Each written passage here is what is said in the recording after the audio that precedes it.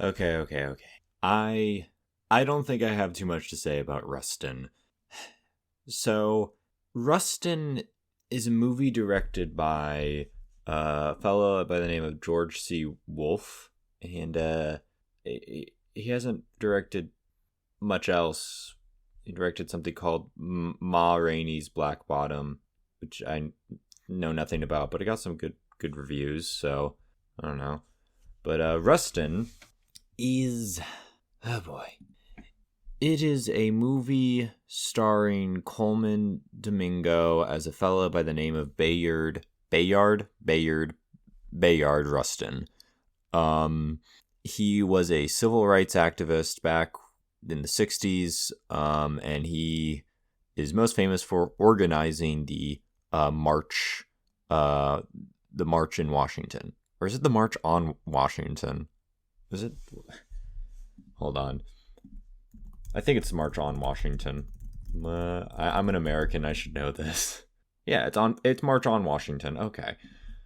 Um, if you're wondering why I sound so tired and disappointed when talking about it, like a school teacher at a parent-teacher conference who like needs to talk to the parents of like that kid, um, Rustin is one of probably the most Oscar bait movie I've seen, and I said as much in the last review. Um, now to be fair, I haven't seen that much Oscar bait because I don't want to. I don't like Oscar bait because it's mostly bad and kind of soulless. So I kind of go out of my way to not watch it. Um, and like, there are movies that are like good that like I'll see even if they are like pretty Oscar baity. Like Oppenheimer was pretty Oscar baity, but like it was still pretty like it was good on its own, I'd say, for the most part. But like what I can't handle, like like if the good qualities can outweigh the Oscar baitness of it, then I can watch it. If it's just Oscar bait all the way through, then I can't watch it. And that's what Rustin is. So I don't even know where to begin. This movie is I'm drawing a blank because everything I want to say about it is kind of more just like a broad brushstroke description of what Oscar bait is. And like normally I would like summarize the plot or the characters, but when something's bad or when I don't like something, it tends to drift out of my mind after a while. So like, oh, what you gonna do? What you gonna do? Well, I mean, I can try to remember, but like, why waste the energy? Why waste the time? Why waste the brain capacity to remember such a mediocre, less than mediocre movie? Like, okay. So the movie is, as mentioned, Bayard Rustin organized the March on Washington, and it's about him organizing the March on Washington, and that's about it. It's not particularly interesting, partly because of the fact that what's at stake in the movie is whether or not the March on Washington can or will happen.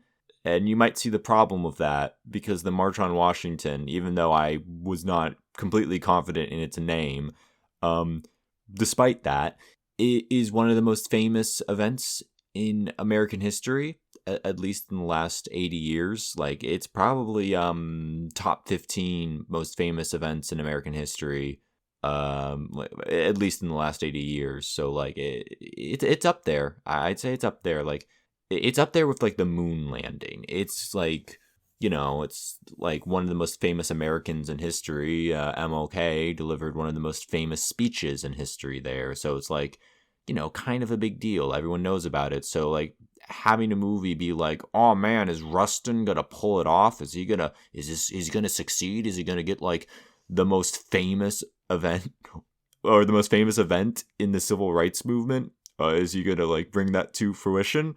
Yeah, no shit, because it's the most famous event in the civil rights movement. Now, that does pose a question. How are you supposed to, or can you even make stories or tell stories about someone striving to complete something in history that we in the present know for a fact that they succeeded in doing.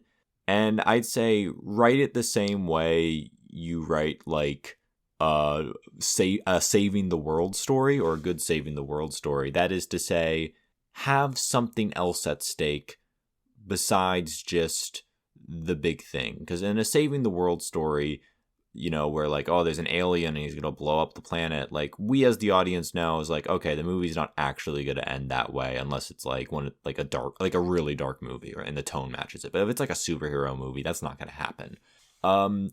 So like, and professional writers know this too. So like, what they'll do is, instead of having like that be the only thing at stake, they'll have like some relationship between the main characters at stake, or something else at stake that like is possible, something that's possible to come into fruition, something that's not admirable, or not admirable. That's not the right word.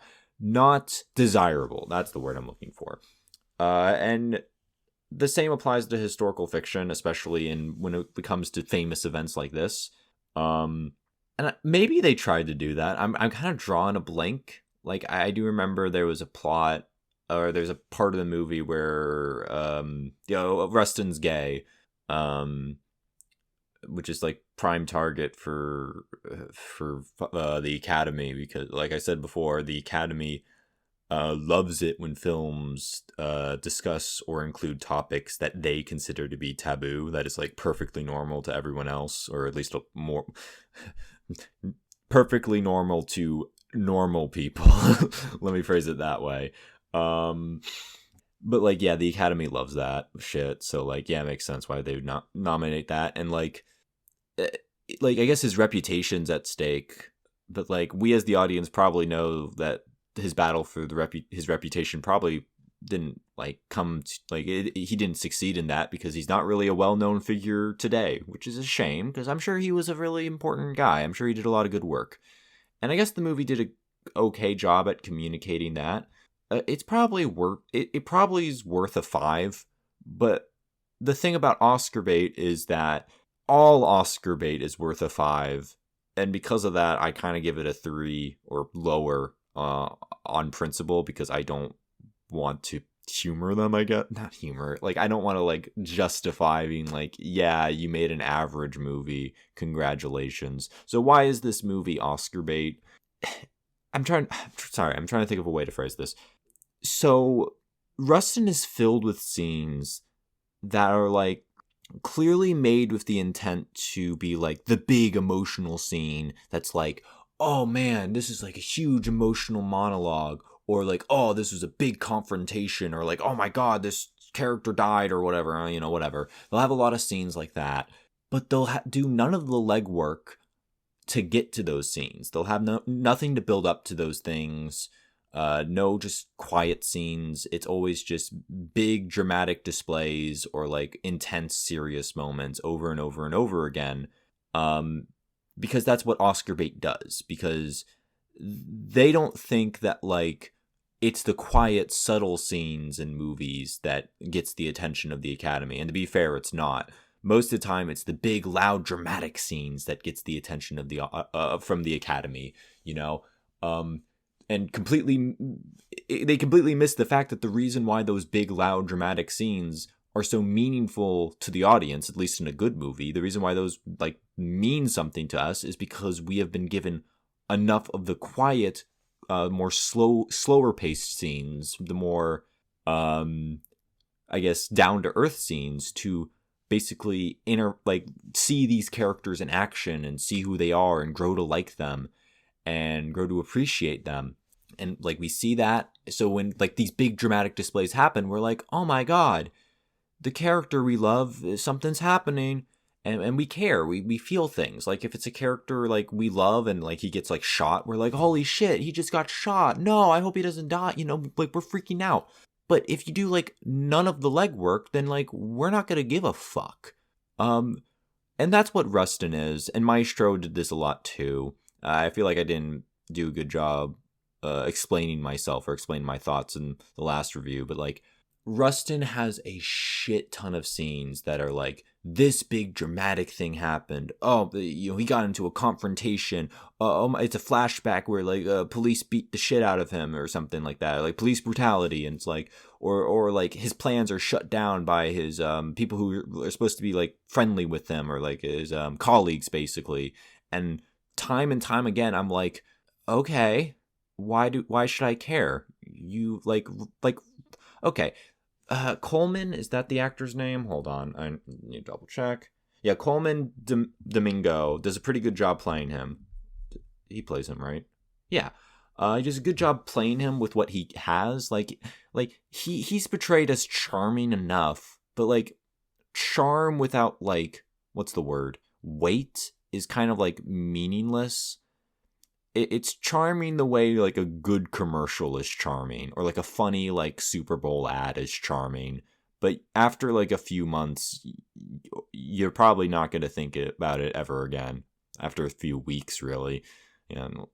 There's only like a few that like survive the test of time. Most of the time, you watch a charming commercial, you say that's charming.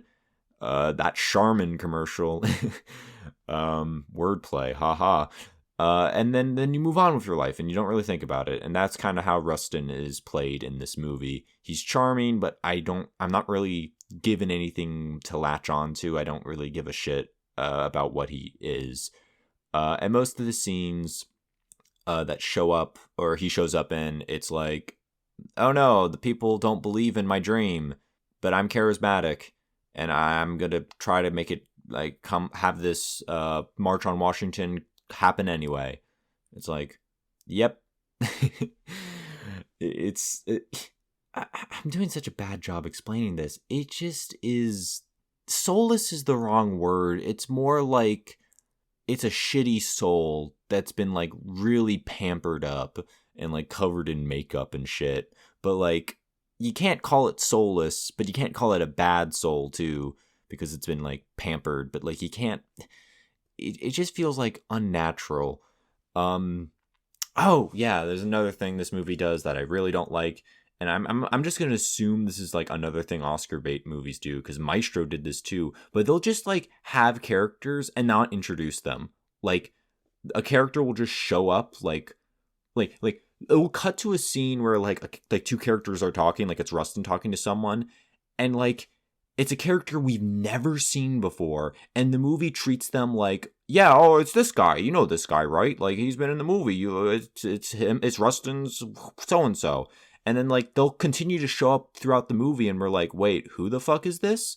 And I think they do this because it's just like, oh, well, dumb movies do exposition and shit, and, like, we don't want to explain things to the audience. It's like, okay, yeah, you don't want to explain things or, like, exposit things to the audience, but like, you can introduce characters without having it be exposition. The next movie I'm probably going to talk about is American Fiction, and American Fiction does that. They don't like they introduce their characters, and they don't like fucking ever go like, and not in like an expository way. They don't be like, and here is the protagonist, Monk. That's his nickname, Monk, and he is the professor of this university, or like some other characters like, don't you see that guy over there? That's Monk. He's an asshole, but he's a really great English professor. Like, they don't do that. They just have a scene where Monk shows up. He's like, welcome to class. Let me teach you a little bit about this thing, and I'm dealing with this student who's kind of difficult, and I'm whatever. It sets up his character, and they do that with all the side characters too. Like, it's not exposition to introduce someone to the audience. That's not a thing. And like, Rustin and Maestro, I think the directors thought that. Like, they think that like they recognize like exposition is bad and you shouldn't do it, but they like didn't realize that like you can introduce a character without having it be exposition. And like, neither movie does that, even for their fucking main characters. Like, I didn't mention this in the Maestro review, but they just have, like, Bernstein show up and be like, okay, well, it starts with, like, a clip in the future where he plays a piano piece, and he's just like, my wife's dead, and I'm sad. And then it cuts to, like, where then the movie actually starts. And it's just like, I just got back from fucking a guy. And the guy's like, or his friend's like, well, it's time to put on the show. It's like, oh yeah, time to put on the show. And then it cuts to after the show and everyone's like, yeah, you did it. And it's like, wait, hold on. Who the fuck is this?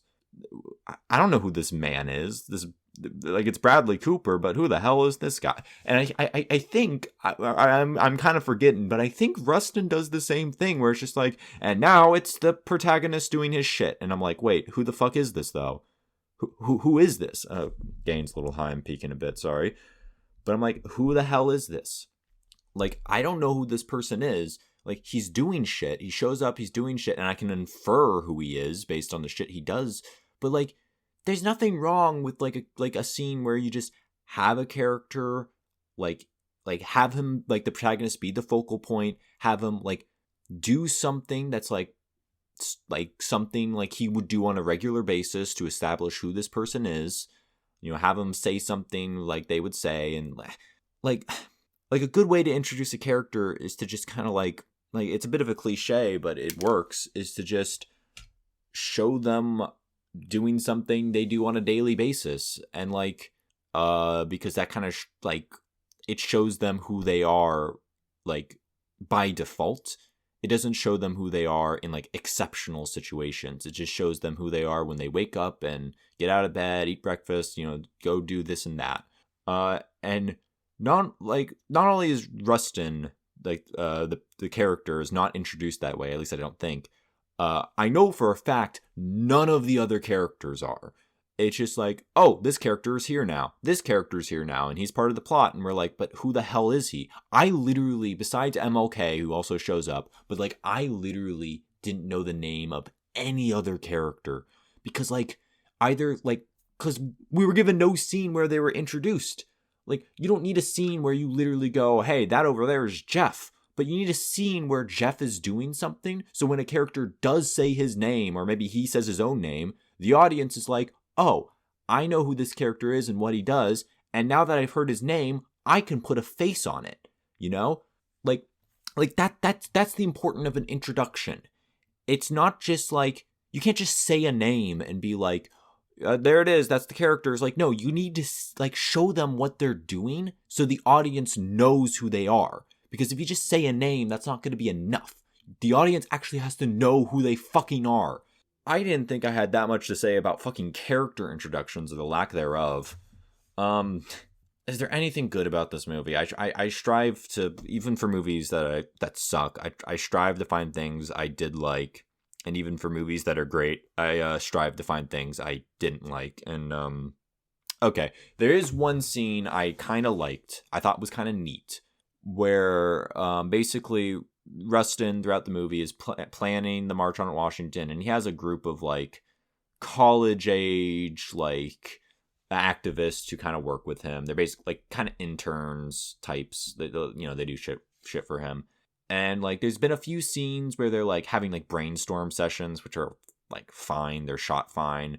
They're shot in a way and presented in a way that's supposed to be, like, really energetic. But, like, because I didn't know who any of the characters were, because there was no scene where they were introduced, I didn't give a fuck, or didn't really understand what was going on. I didn't really relate to the characters because I didn't know who they were.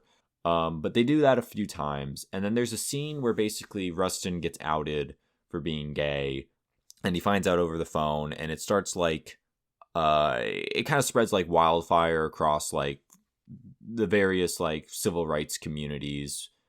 Because this was like I think this was pre-Stonewall, so the idea of like, advocating for gay rights as well as racial equality and feminism, that was kind of seen as a little weird. It wasn't until Stonewall was 69. Hold on, was it 59 or 60? Stonewall date 69. Okay, yeah. So this was before Stonewall. What was I about to say? Anyway, but he gets outed, so then like a lot of people try to are calling his office, and there's a really good scene.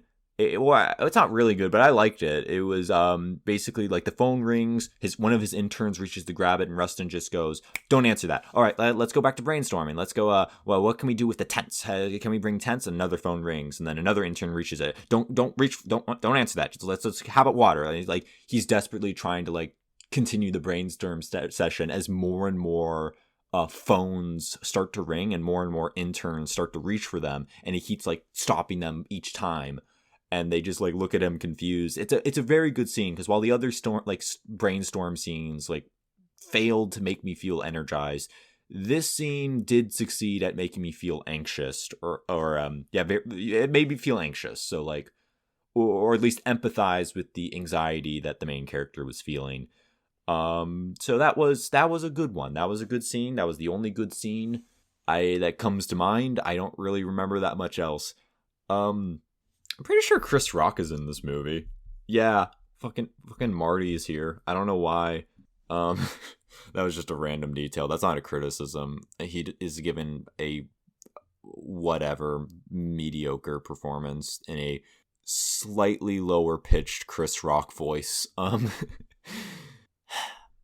Oh, yeah, there's a very lazy part of the movie where, like, Rustin is trying to, like, pitch. Well, it's not even lazy. It was kind of just weird, where he's basically trying to pitch to the other civil rights activists who are, like, kind of the antagonist of the movie, because they're like, oh, we don't think the March on Washington would work. We're not going to fund this or whatever. It's like, okay.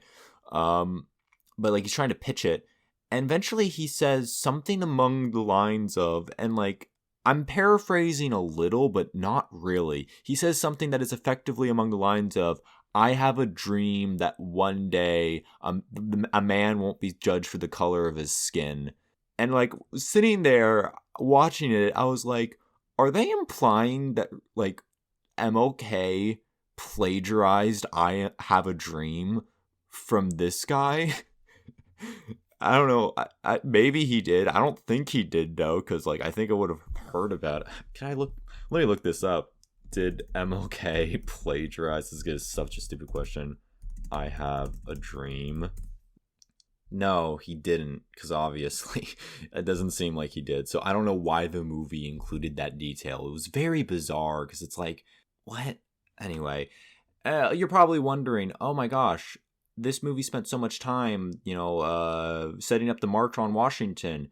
I bet the third act is, like, dedicated to actually, like, the march playing out. Nope. It happens, like, in, like, 5 minutes. It's just 5 minutes being like, yep, here are the people, and here's MLK giving his speech, and then the movie ends, and it's like, wow. Yeah, I think I didn't expect that to say that much about the whole, like, lack of character introductions. But I think the reason why is because that was the only thing that, like, stuck with me. Like, that's, like, stuck in my mind. Because, like, everything else, I am drawing a blank. Like, I have, like weird, like, flashes, like, images flash in my head of, like, oh, I think there was a scene where they were at a party. And there's a scene where he's, like, running down the street. They had a weird jazz soundtrack that, like, didn't really match the tone of any of the scenes when they, like, that they played over. Yeah, nothing else is coming to mind. Next time I watch a bad movie, I think I'm gonna like record a review for it, like, as soon as I watch it, because, like, I am, like, I'm flopping on the deck like a fish right now. Like, geez, I'm sorry. Well, that was Rustin. I gave it a 3 out of 10. All right, bye.